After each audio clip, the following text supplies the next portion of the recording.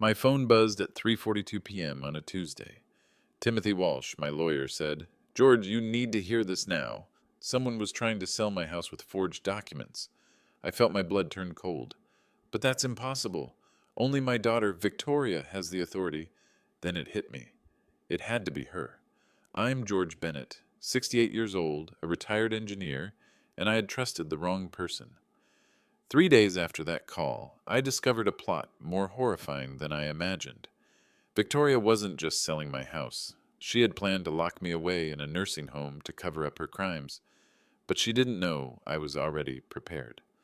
But before I tell you how this nightmare began, let me know where you're listening from and what time it is there. Have you ever had to deal with family betrayal? Drop a comment below, and don't forget to subscribe for more stories of quiet justice. For 26 years, I gave Victoria everything.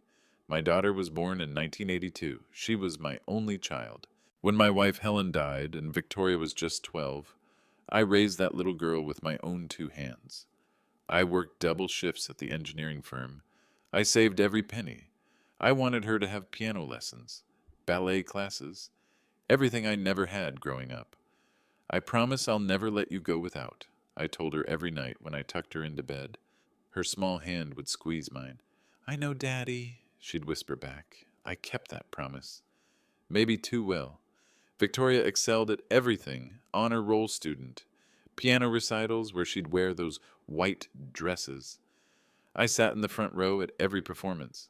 Other parents would nod approvingly. "Single father," they'd whisper, "doing such a good job." I was proud. So proud I couldn't see what I was creating. But there was something I didn't know yet. I sacrificed everything for Victoria's future. College tuition at Harvard cost me $180,000. I sold my truck, took out a second mortgage, worked weekends until my back ached. But watching her graduate, worth every sleepless night. Victoria met Eric Carson at Harvard, business major, seemed like a good kid. They married in 2008. I gave them my house worth $520,000 as a wedding gift. A whole house. Most fathers give china sets. "Dad, you don't have to do this," Victoria said, but her eyes were already calculating. "I want you to have security," I told her. "This is what fathers do." But they wanted to live independently. I understood. Young couples need their space. I bought a smaller place and visited when invited, which wasn't often. Victoria would call when she needed money, car repairs, home improvements, medical bills. I never said no. Fathers don't say no to their children. "You're so generous, Dad," she'd say. Her voice always sounded distant through the phone. I thought that was maturity, her growing into an independent woman. I thought wrong. The phone calls became less frequent. The visits stopped altogether. I told myself she was busy building her life. I had no idea what she was really building, until the day that changed everything. April 2024. I had a mild stroke. Nothing major, the doctors said, but Victoria acted like I was dying. She rushed to the hospital, tears streaming down her face. "Dad, I was so scared," she sobbed. I spent 5 days in the hospital. Victoria visited every day. She brought flowers. She held my hand. For the first time in years, I felt like I had my daughter back. "You can't live alone anymore, Dad," she said on my last day there. "Eric and I have discussed it. We're moving in with you." My heart warmed. Family taking care of family, the way it should be. "Just temporarily," she added quickly, "until you're stronger." Victoria had me sign a power of attorney form. "It's just for convenience, Dad, so I can help with your medical appointments. Handle your bills if you're not feeling well." The form looked official. Legal jargon I didn't fully understand, but Victoria explained it patiently. She was my daughter. I trusted her completely. Eric had been unemployed for 6 months. The stress was showing on both of them. I thought having them live with me would help everyone. I thought I was being helpful. That was the biggest mistake of my life. Until that fateful day in October. Victoria and Eric moved in during May 2024. At first it felt wonderful having family around again. The house had been so quiet. Now there was laughter, conversation, life. But slowly, things began to change. Victoria installed new locks on all the doors. For security, Dad, she explained. There have been break-ins in the neighborhood. She set up cameras throughout the house. We want to make sure you're safe if you fall, she said. But I noticed the cameras pointed toward my bedroom. My study, not the entrances. Then came the driving restrictions. Dad, your reflexes aren't what they used to be, Victoria said after my doctor's appointment. We don't want you getting hurt. She took my car keys. Just until you get stronger. My bank statements started arriving in Victoria's name. I'm helping you organize your finances, she said. It's too much stress for someone recovering from a stroke. The house stopped feeling like mine. I needed permission to use my own kitchen. Victoria would find me making coffee at 6 a.m. and frown. Dad, you're up too early. Go back to bed. I felt like a guest in my own home. Worse than a guest. Guests can leave, but I didn't realize the cameras weren't protecting me. They were watching me. By summer, I noticed money disappearing. My electric bill jumped from $120 to $340 per month. Eric gamed all day on his new computer setup. Victoria ordered packages constantly. Designer handbags, expensive makeup. When I questioned the $5,000 missing from my checking account, Victoria had an explanation. Dad's medications, house repairs, the new security system. But I hadn't needed any medications that cost $5,000. The house repairs were Eric hanging one picture frame. You're imagining things, Dad, Victoria said when I pressed her. Her voice had an edge I'd never heard before. Memory problems are common after strokes. I wasn't imagining anything. My mind was sharp as ever. But Victoria started treating me like a confused old man who couldn't tie his own shoes. Did you take your pills today? She'd ask every morning, even though I'd been managing my own medication for decades. Do you remember what day it is? She'd quiz me, like I was a child. I felt smaller each day, less important, like I was fading away in my own house. But I wasn't gone yet. I still had enough sense to make a phone call. I needed to know exactly what I had signed. I called Timothy Walsh from my bedroom phone while Victoria was shopping. I need you to review some documents, I told him quietly. I had to know what authority I'd really given her. Meeting Timothy Walsh at his office felt like a secret mission. I told Victoria I was visiting my old friend Harold Peterson. She barely looked up from her phone. Walsh spread my power of attorney documents across his mahogany desk. He read carefully, adjusting his glasses. I watched his expression change. George, this is a standard limited power of attorney, he said finally. It gives Victoria authority over your medical decisions and bill paying. But here's the important part. You can revoke it any time. My heart skipped. Revoke it? As long as you're mentally competent, which you clearly are, you can cancel these powers immediately, Walsh explained. Would you like me to prepare a revocation document? I hesitated. Part of me still hoped I was wrong about Victoria. Maybe the money issues were misunderstandings. Maybe she really was just worried about my health. Prepare it, I said finally, but don't file it yet. Walsh nodded knowingly. He'd seen families destroy themselves over money before. I'll have it ready within 24 hours, he promised. Keep it safe. Use it if you need to. I drove home with the revocation papers hidden in my jacket pocket. They felt like a loaded gun. Dangerous. Powerful. I still hoped I'd never need them. But then things happened I couldn't ignore anymore. 2 weeks later, I discovered another $12,000 had vanished from my accounts. Victoria had bought a Louis Vuitton purse worth $3,000. Eric purchased a PlayStation 5 and a 65-inch television. When I confronted them, Victoria's mask slipped. Do you know how much it cost to take care of you? She snapped. Her voice turned cold, sharp. The groceries? The utilities? The time Eric and I sacrifice? We've given up our entire lives to babysit you, Eric added from the couch, not even looking away from his video game. Babysit? The word hit me like a slap. Yes, babysit, Victoria repeated. That's what this is. You can't drive. You can't manage your money. You leave the stove on. You forget to take your medicine. None of that was true, but she said it with such conviction that for a moment I doubted myself. We deserve compensation for what we're doing, she continued. Other people pay caregivers. We're family, so we do it for free. The least you can do is help with our expenses. The way she said expenses, like my life was a burden she was graciously carrying. I felt the blood drain from my face. My throat went dry.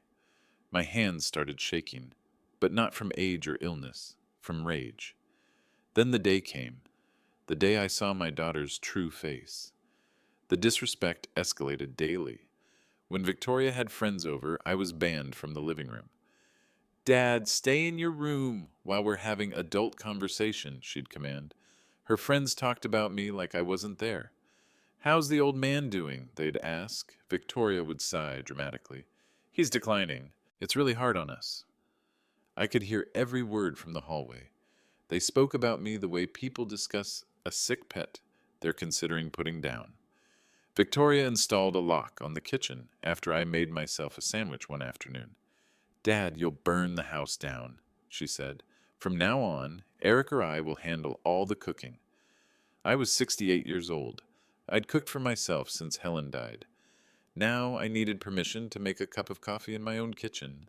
The humiliation burned in my chest like acid. Neighbors started looking at me with pity. Mrs. Patterson from next door approached me during one of my supervised walks. "How are you feeling, George?" she asked gently. Before I could answer, Victoria appeared. "Dad's having a rough day," she said, taking my arm firmly. "He gets confused easily now. We should get him back inside." Mrs. Patterson's face filled with sympathy. "You're such a good daughter taking care of him like this." And I wanted to scream that I wasn't confused. But what could I say? Who would believe the declining old man over his devoted daughter? That was just the beginning. Victoria cut off all my connections to the outside world. She disconnected the landline phone. "You don't need it anymore, Dad. It just confuses you when strangers call." My cell phone mysteriously broke. "Accidents happen," Victoria shrugged. "We'll get you a simple one later." Later never came. I couldn't leave the house alone. "It's not safe," Victoria insisted. "What if you get lost? What if you fall?" When Harold Peterson came to visit, Victoria met him at the door. "Dad's sleeping," she said. "The doctor says he needs complete rest. No visitors." Harold left, looking worried. I watched from my bedroom window as his car drove away. I wanted to bang on the glass, wave, signal for help. But Victoria was watching me watching. "Dad, you look tired," she said, entering my room without knocking. "Why don't you take a nap?" It wasn't a suggestion. I was disappearing from the world. People I'd known for decades probably thought I was dead, or maybe they thought I'd chosen to isolate myself. Either way, nobody was looking for me. Victoria had erased me completely without anyone noticing. I was a prisoner in my own home. Worse than a prisoner. Prisoners have rights. Visiting hours, legal representation. I had nothing. But I still didn't know what they were really doing with my money. The medical manipulation began in August. Victoria scheduled an appointment with Dr. Reynolds. "Dad's been acting strange," she told him privately while I sat in the examination room. "Confusion, memory problems, mood swings." None of that was true, but doctors tend to believe concerned family members. Dr. Reynolds prescribed strong anxiety medication. "This should help with the agitation," he told Victoria, handing her the bottle. That night, Victoria gave me 2 white pills with dinner. "For your nerves, Dad." The medication made me drowsy, foggy. I struggled to think clearly. My thoughts moved like thick honey. "See," Victoria told Eric. "Much better when he's calm." But I wasn't calm. I was sedated. After 3 days, I figured out what was happening. When Victoria wasn't looking, I palmed the pills instead of swallowing them. I pretended to be drowsy, but stayed mentally sharp. I needed to stay alert. Something was wrong. Very wrong. I know they wanted me unconscious. But why? One evening, I pretended to sleep while keeping my door cracked open. Victoria was on the phone in the hallway, speaking in hushed tones. "Sunny Meadows Nursing Home has an opening next month," she said. "For $200 per month, but Medicare will cover some of it." My heart stopped beating. "Once Dad's there, we'll be free to do whatever we want," she continued. For the first time, I understood. This wasn't love. This was a plan. I had to know the truth. While Victoria was at the grocery store, I managed to access my bank accounts online using Eric's computer. He was too busy playing video games to notice. What I found made my hands shake. $28,000 had disappeared over 6 months. dozens of withdrawals I'd never authorized. Each one had a forged signature, my name written in Victoria's handwriting. She'd opened 3 credit cards in my name. The bills were piling up. Late fees, interest charges. My perfect credit score was being destroyed. I printed 47 pages of bank statements, evidence of every theft, every forged signature, every unauthorized purchase. Victoria had been systematically stealing from me while pretending to care for me. But the bank statements weren't the worst discovery. I found emails on Eric's computer. Victoria had been corresponding with Pinnacle Investments about selling my house. The emails dated back 3 months, long before any medical concerns, long before the power of attorney. She'd been planning this since the day I had my stroke. The final email made my blood freeze. Property inspection scheduled for next Tuesday. Seller's agent confirms power of attorney documents ready for closing. For the first time in my life, I realized what real betrayal felt like. Not just being stabbed in the back, being stabbed repeatedly by someone you trusted completely. But the worst wasn't over yet. It was about to get much worse. The day of my granddaughter's birthday party. Now, I want to ask you something. If you discovered your own child was planning to put you in a nursing home just to steal your house, what would you do? Would you confront them directly, or would you be more strategic about it? Let me know in the comments. The birthday party was planned for Saturday. Sophie, my granddaughter, was turning 9. Victoria invited 25 people, relatives from both sides, neighbors, family friends. I put on my best suit that morning, navy blue with a silver tie Helen had given me years ago. I wanted to look dignified, respectable. I thought it was a celebration. I had no idea I was walking into an execution. Victoria seemed nervous all morning. She kept checking her phone, whispering with Eric in corners. They'd stop talking whenever I approached. The guests arrived at 2 p.m. Aunts, uncles, cousins. I hadn't seen in months. They hugged me warmly. "George, you look wonderful," they said. "How are you feeling?" Victoria hovered nearby during every conversation. If anyone asked about my health, she'd interrupt. "Dad's doing okay, but he has good days and bad days." I noticed she'd positioned herself near the living room entrance, like a guard, or a director preparing for a performance. After we sang Happy Birthday, and Sophie blew out her candles, Victoria stood up. Her face was pale but determined. "Everyone, I have an important announcement," she said, her voice carrying across the room. But the worst hadn't come yet. My granddaughter's birthday was about to become my public execution. The living room fell silent. 25 pairs of eyes turned toward Victoria. She cleared her throat and smoothed her dress. This was rehearsed. "As you all know, Dad has been recovering from his stroke," Victoria began. Her voice carried the perfect tone of concerned daughter. "We've been caring for him these past months, and it's been challenging." I felt my stomach drop. The cake suddenly tasted like cardboard in my mouth. "Dad's health has been declining," she continued. "Memory issues, confusion, safety concerns." Murmurs rippled through the crowd, sympathetic nods. I wanted to stand up and shout that none of it was true, but my legs felt frozen. "Eric and I have made the difficult decision to move Dad to Sunny Meadows Nursing Home," Victoria announced. "It's the best facility in the area. He'll get the 24-hour care he needs." The room erupted in supportive comments. "You're such good children. It's so hard to make these decisions. He'll be safer there." I sat in my chair, feeling like I was watching my own funeral. Everyone was discussing me like I was already dead. Sophie looked confused. "Why is Grandpa going away?" she asked.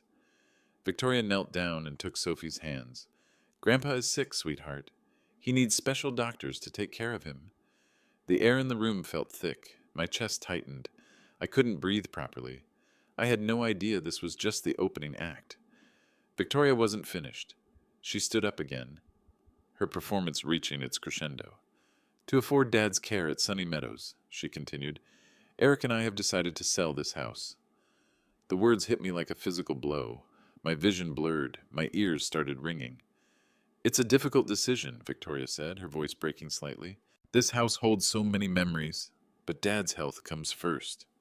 The guests nodded approvingly. Several people reached over to pat my hand. "Don't worry, George," they said. "Your daughter is taking such good care of you." I tried to speak. "I don't want to go to a nursing home," I managed to whisper. Victoria's face immediately filled with compassion. "Oh, Dad," she said, rushing to my side. "I know change is scary, but this is what's best for you." Eric chimed in from across the room. "George has been forgetting things. Last week he left the stove on 3 times." That was a complete lie. I hadn't used the stove in weeks because Victoria had locked the kitchen. "Sometimes he doesn't remember what day it is," Victoria added sadly. "Yesterday he asked me where Mom was. She's been dead for 15 years. Another lie. I knew exactly when Helen had died. I visited her grave every month until Victoria took away my car. But the guests believed every word. How could they not? I was just a confused old man, and Victoria was the devoted daughter, sacrificing everything to care for me.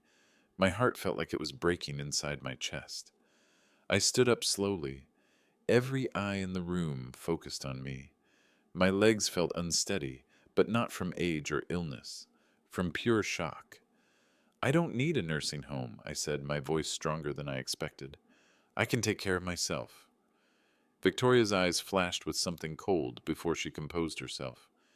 "Dad, please don't make this harder than it has to be," she said gently. "We've discussed this. You agreed it was the right decision." I had never agreed to anything, but arguing would only make me look more confused in front of everyone. "The house," I started to say. "The house will be sold to a lovely family," Victoria interrupted. "They have children. It will be full of life again." Eric nodded seriously. "We've already found a buyer. Great people. They love the neighborhood." Already found a buyer. The words echoed in my head. How long had they been planning this? How long had they been lying to me? I looked around the room at faces I'd known for years. Neighbors who'd borrowed my tools, relatives who'd eaten at my table. They were all looking at me with pity. Poor old George, lost his wife, now losing his mind. Thank goodness he has such caring children. Maybe you're right," I said quietly, because causing a scene at my granddaughter's birthday party would only prove I was unstable. Victoria smiled triumphantly. "I'm glad you understand, Dad." I went back to my room as the party continued without me, and my phone rang. The phone call came at 3:42 p.m. Timothy Walsh's voice was urgent. "George, you need to hear this now. Someone is trying to sell your house with a power of attorney that may not be legally valid." I felt my blood turn to ice water. "The buyer's attorney contacted our office," Walsh continued. "Pinnacle Investments is purchasing your property for $565,000. The contract was signed 2 weeks ago." 2 weeks ago.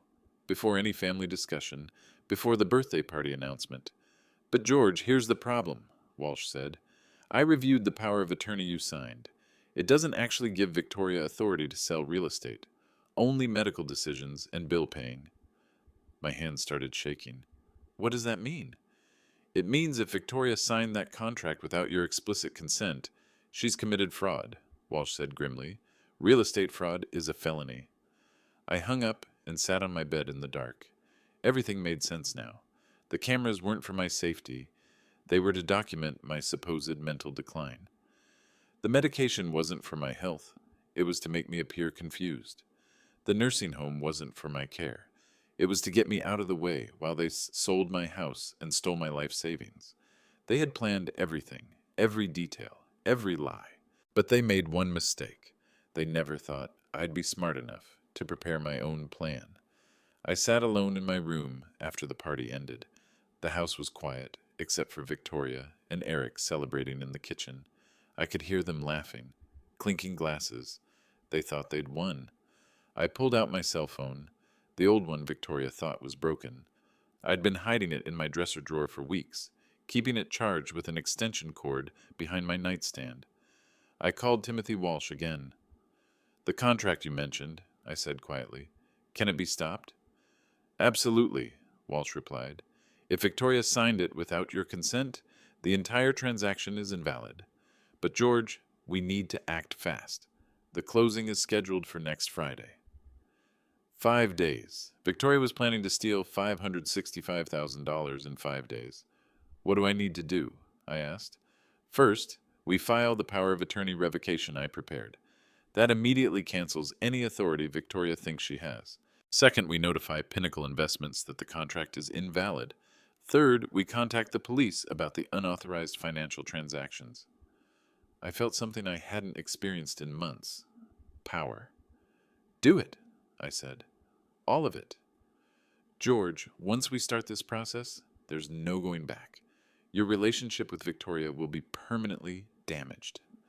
I thought about the 47 pages of bank statements, the forged signatures, the lies told to my face and behind my back, the plan to warehouse me in a nursing home while they spent my life savings. There's no relationship left to damage, I said. I'll file the papers first thing tomorrow morning, Walsh promised. I hung up and made my decision. I wasn't going to be a victim anymore. That night, I gathered evidence. While Victoria and Eric slept, I searched the house methodically. I knew where Victoria kept her important papers, in a leather portfolio in the dining room credenza. Inside, I found everything. The signed contract with Pinnacle Investments, email printouts discussing the sale, a deposit slip showing $56,500 already transferred to Victoria's personal bank account. The down payment. She'd already taken the down payment. I photographed everything with my hidden phone. I copied the forged signatures on the bank documents. I found receipts for all her luxury purchases. The Louis Vuitton purse, Eric's gaming equipment, expensive dinners at restaurants I'd never been to, all paid for with my money, while they told me I couldn't afford basic necessities. But the most damning evidence was a handwritten note in Victoria's own handwriting. Timeline: Dad in Sunny Meadows by Octa 15, house closing Octa 18, cash available for investment property by Nov 1. Investment property. They weren't just stealing my house, they were using my money to buy real estate for themselves. The note was dated 3 days after my stroke, before I'd even left the hospital, before any discussion of my declining health. She'd been planning this since the moment I was vulnerable. At that moment, I understood what real betrayal felt like. Not disappointment, not sadness, pure cold rage that started in my chest and spread through my entire body. But I didn't let the anger consume me. Instead, I let it focus me.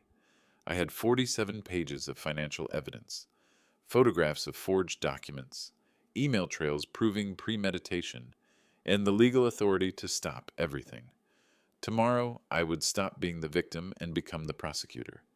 I spent the rest of the night organizing my evidence, every bank statement in chronological order, every forged signature circled in red pen, every unauthorized purchase highlighted. By sunrise, I had built an airtight case. I called Timothy Walsh at 8 a.m. sharp. File everything, I said. I want her arrested. George, are you absolutely certain? Once we involve the police, this becomes criminal, not just civil. Bet she stole $28,000 from me, I replied. She forged my signature dozens of times. She's trying to steal my house. If that's not criminal, what is? You're right, Walsh said. I'll have the revocation papers filed within the hour. The police report will be submitted this afternoon. At 9 a.m., while Victoria was getting her nails done and Eric was playing video games, I walked out of the house. I drove my neighbor's car. Mrs. Patterson had been keeping it running for me secretly when she noticed I wasn't driving anymore. I went to the bank first. I need to speak with the manager about fraudulent activity on my account, I told the teller. The bank manager, Jennifer Martinez, reviewed my statements with growing alarm. Mr. Bennett, this is clearly financial elder abuse, she said. We're required to report this to Adult Protective Services. Good, I said. Report it. Next, I drove to the police station. Detective Williams took my statement and examined my evidence. This is one of the most thorough cases I've seen, he said. Your daughter is in serious trouble. I wasn't sad anymore. I wasn't scared. I wasn't confused or helpless. I was ready for war. Tuesday morning, the counterattack began.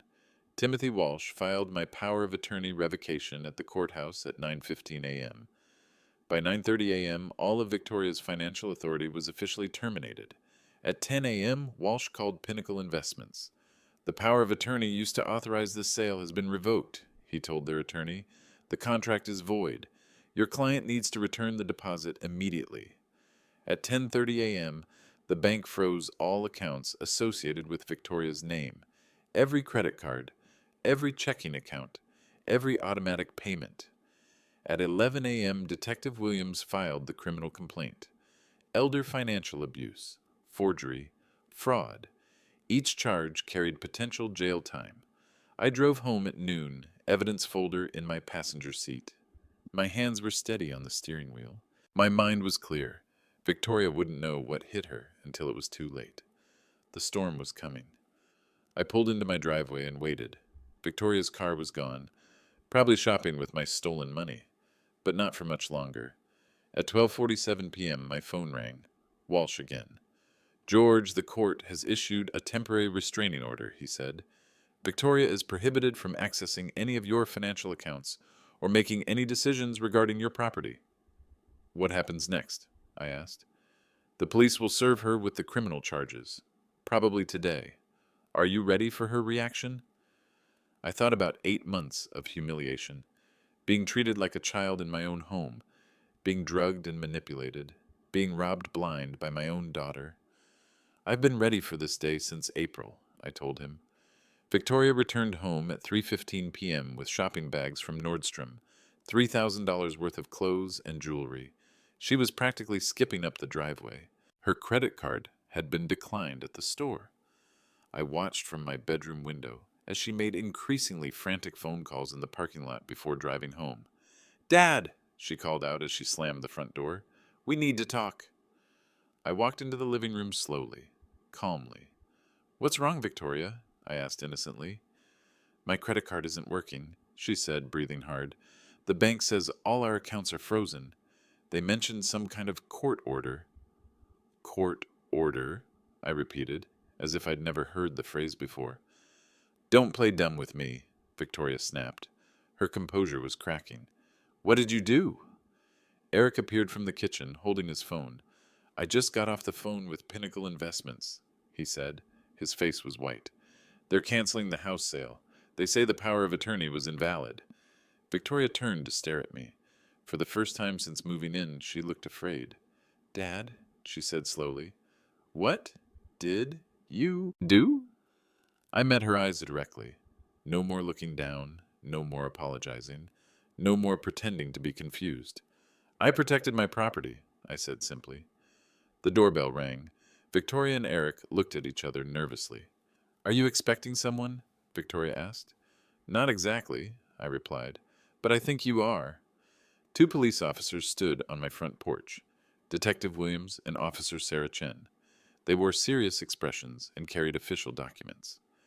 "Is Victoria Bennett Carson here?" Detective Williams asked. Victoria stepped forward, her face pale. "That's me."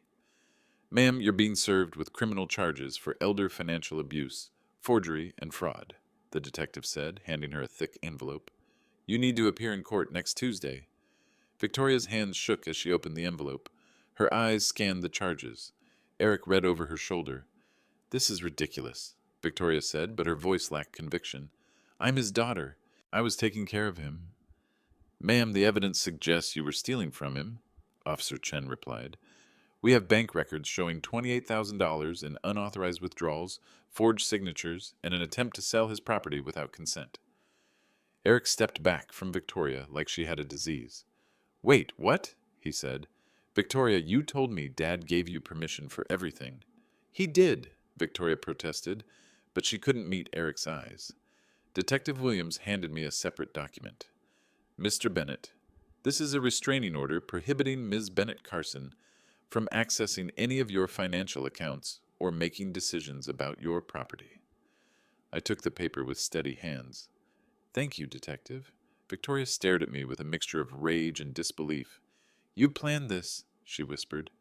"Yes," I said quietly, "just like you planned to steal everything I own." The mask had finally fallen off. After the police left, Victoria's desperation turned to tears. Crocodile tears, but tears nonetheless. "Dad, please," she sobbed. "I can explain everything. I was only trying to protect you." "Protect me from what?" I asked. "From having money in my own bank account?" Eric was pacing the living room like a caged animal. "Victoria, you told me your dad was giving us money willingly. You said he wanted to help with our expenses." "He did want to help," Victoria insisted, I walked to my bedroom and returned with the 47-page folder. I set it on the coffee table and opened it. Page 1, opiate, I said, pointing to a bank statement. July 15th. You withdrew $2,000 and forged my signature. I was never asked. I never consented. Victoria looked at the paper, but said nothing. Page 12, August 3rd. Another $3,000. Forged signature. I flipped through the pages methodically. Page 21. You opened a credit card in my name without my knowledge. Page 34. You've been planning to sell my house since June. Eric stopped pacing. His face was turning red. Victoria, is this true? Victoria's tears stopped flowing. Her face hardened. So what if it is? She said coldly. Do you know how much we've sacrificed to take care of him? Do you know what our lives have been like? Your lives? I repeated. You've been living in my house, eating my food, spending my money. What exactly have you sacrificed? Everything, Victoria screamed. I walked back to my bedroom and returned with more evidence. Email printouts, the handwritten timeline, the nursing home brochures. Did you sacrifice everything when you planned to put me in Sunny Meadows? I asked, showing Victoria her own handwriting. Her face went white. Did you sacrifice everything when you told Dr. Reynolds I was mentally declining so he'd prescribe sedatives? I pulled out my phone and played a recording. Victoria's voice came through the speaker. Once Dad's in the nursing home, we'll be free to do whatever we want. Eric's mouth fell open. You recorded us? I recorded everything once I realized what was happening, I said, including the cameras you installed to watch me, not protect me. Victoria was trapped, and she knew it. No more lies, no more manipulation.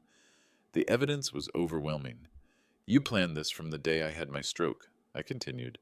While I was in the hospital recovering, you were calculating how much my house was worth. I showed them the email to Pinnacle Investments. Property inspection scheduled for next Tuesday.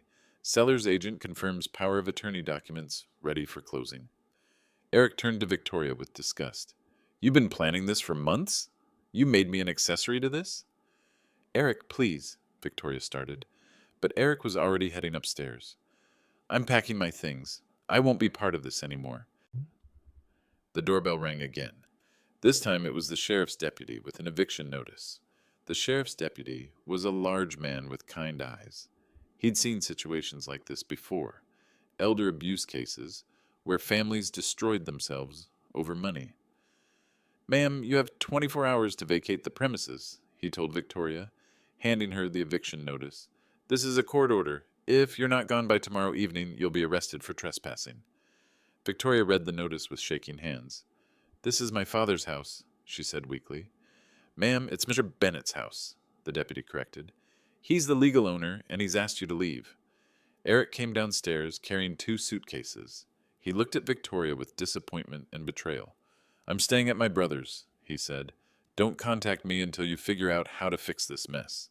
He walked out the door without looking back.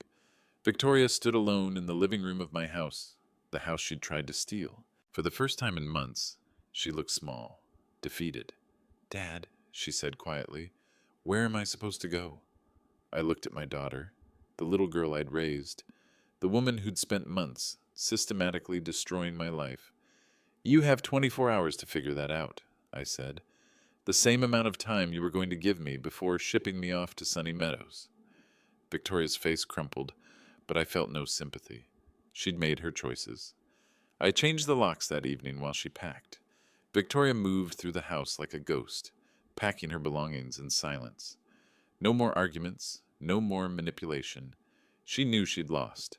Sophie arrived with Eric to collect some toys she'd left behind. The little girl didn't understand why Mommy and Daddy were fighting, why Grandpa looked so sad. Are you coming to live with us, Grandpa? Sophie asked me innocently. I knelt down to her level. No, sweetheart. Grandpa is going to stay here in his own house. But Mommy said you were sick. Grandpa's not sick, I told her gently. Sometimes grown-ups make mistakes about things like that. Victoria watched this conversation from the doorway. I saw tears in her eyes, but they might have been tears of self-pity rather than remorse. Eric loaded the last of their belongings into a U-Haul truck. He shook my hand before leaving. I'm sorry, George, he said. I didn't know what she was really doing. I thought I thought she was just worried about you." "I know," I replied. "Take care of Sophie." Victoria came to me last. She held out the house keys without meeting my eyes. "This is the last time I'll call you my daughter," I said as I took them. She flinched like I'd slapped her. The front door closed behind them. I was alone in my house again, but this time the silence felt like peace. The first thing I did was change my phone number. Then I opened new bank accounts with maximum security features. No one else would ever have access to my money again. I had a security system installed. A real one, not cameras to spy on myself. Motion detectors on all entrances. Direct connection to the police department. I contacted all my old friends. Harold Peterson came over the first day. "George, where have you been?" he asked. "We thought you were dead." "I was," I said. "For 8 months, I was dead. But I'm back now." Mrs. Patterson from next door brought me a casserole. "I knew something wasn't right," she said. "Victoria wouldn't let anyone see you. I tried calling, but she said you were too sick for visitors." "She lied about everything," I told her. Word spread through our neighborhood. Other elderly residents started sharing similar stories. Adult children who'd moved in to help and gradually taken control. It was more common than I'd realized. I put photos of Victoria in a box in the garage. Not thrown away. Sophie might want them someday, but removed from my daily life. For the first time in 8 months, I cooked my own breakfast. Scrambled eggs and toast. Simple food, but it tasted like freedom. I called Timothy Walsh.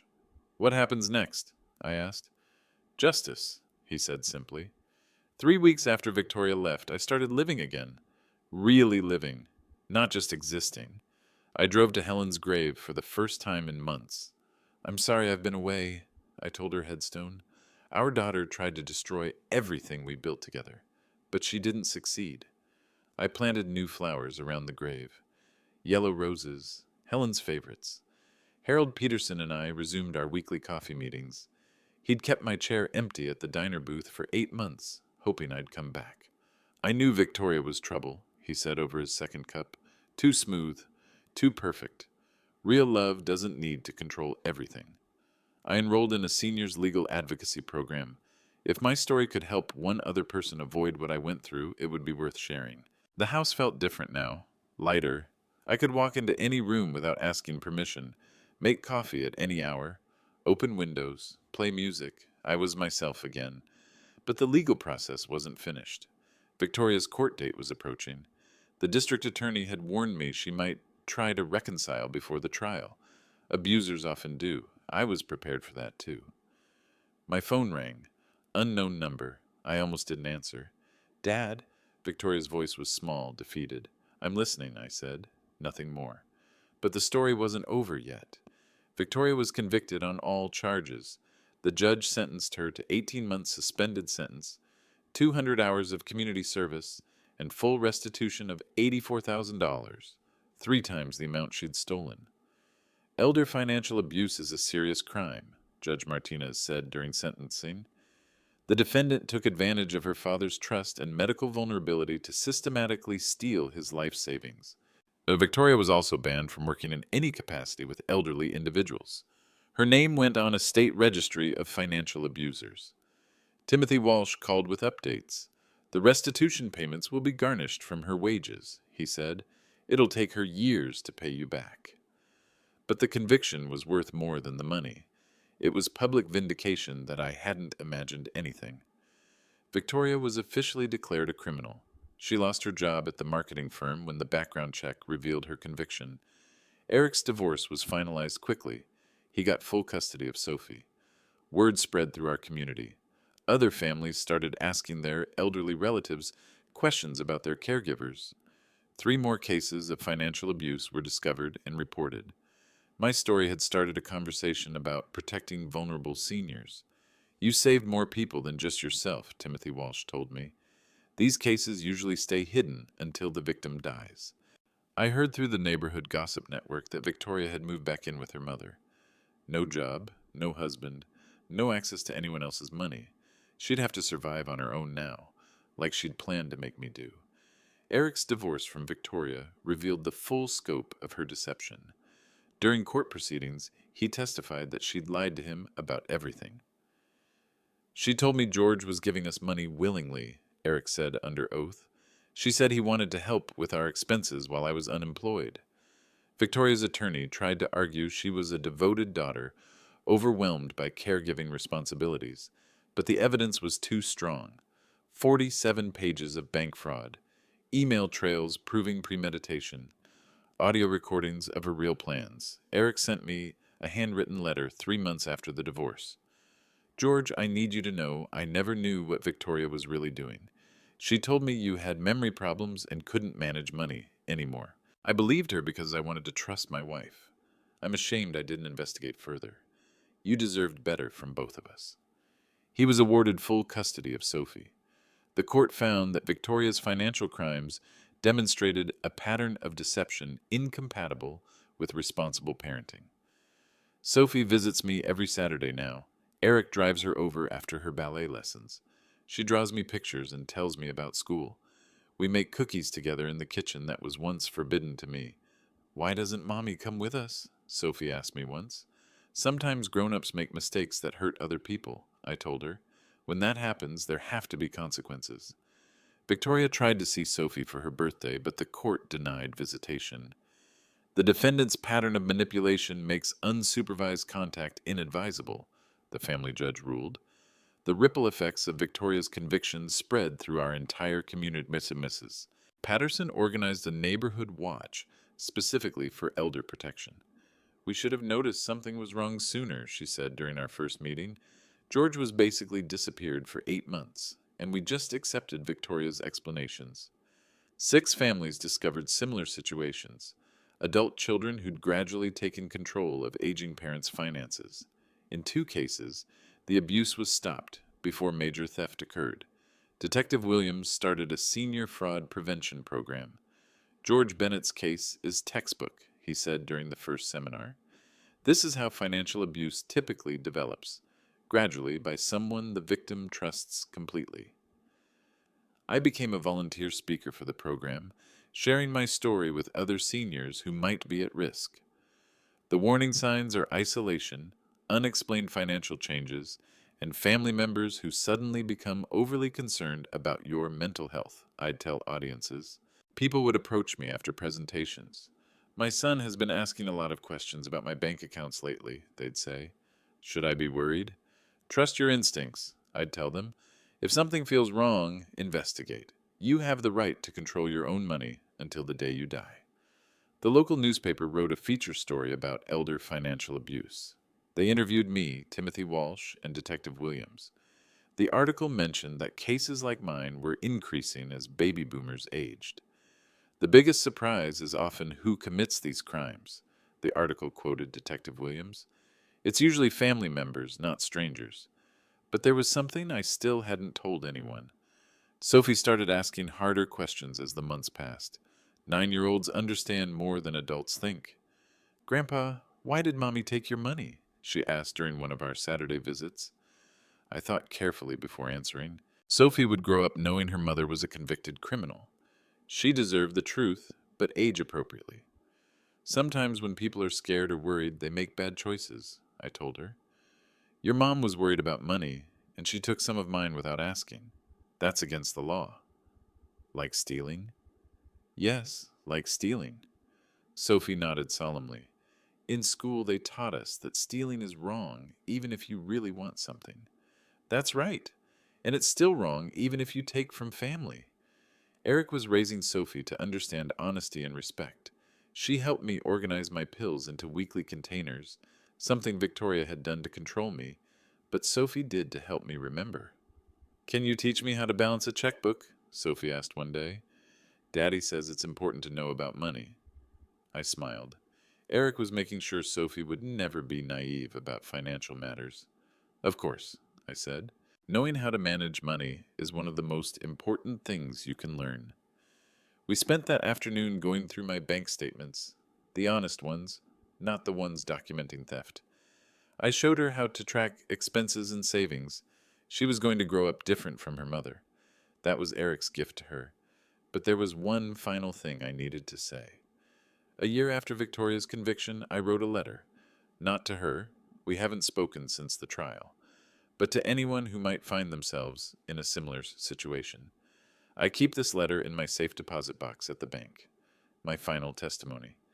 If you're reading this, you might be facing what I faced. A family member who claims to love you while systematically stealing from you, someone who calls it caregiving when it's really control. I want you to know, kindness doesn't mean being naive. Setting boundaries isn't selfishness, it's self-respect.